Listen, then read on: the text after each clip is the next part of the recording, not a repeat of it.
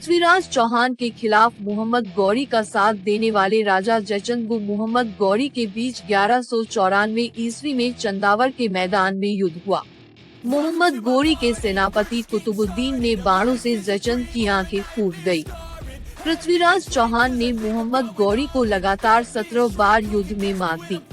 उन्होंने मोहम्मद गौरी को युद्ध जीतने के बावजूद भी कई बार माफ भी कर दिया था, लेकिन 18वीं बार जब युद्ध हुआ, उनके मौसेरे भाई जयचंद, जिनके मन में अपनी बेटी संयोगिता के अपहरण का दर्द था, पृथ्वीराज चौहान ने अपनी बेटी की शादी उनसे करने का पक्षधर नहीं था नुक्ता। दूसरी ओर मौसेरा भाई होने के नाते से भी ये रिश्ता सामाजिक परंपरा के अनुरूप नहीं था।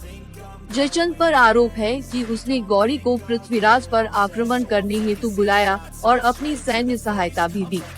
पृथ्वीराज चौहान का संयोगिता का हरण करके कन्नौज से ले जाना राजा जयचंद को कांटे की तरह चुभ रहा था। पृथ्वीराज चौहान वंश के हिंदू राजा थे। उत्तर भारत में 12वीं सदी के उत्तरार्ध में अजमेर और दिल्ली पर उन्होंने राज किया। उनका राज हरियाणा तक भी फैला हुआ था।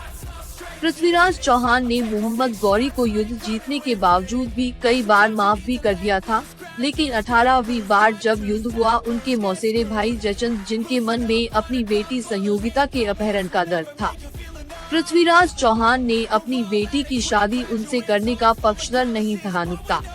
दूसरी ओर मौसेरा भाई होने के नाते से भी ये रिश्ता सामाजिक परंपरा के अनुरूप नहीं था। जयचंद पर आरोप है कि उसने गौरी को पृथ्वीराज पर आक्रमण करने हेतु बुलाया और अपनी सैन्य सहायता भी दी।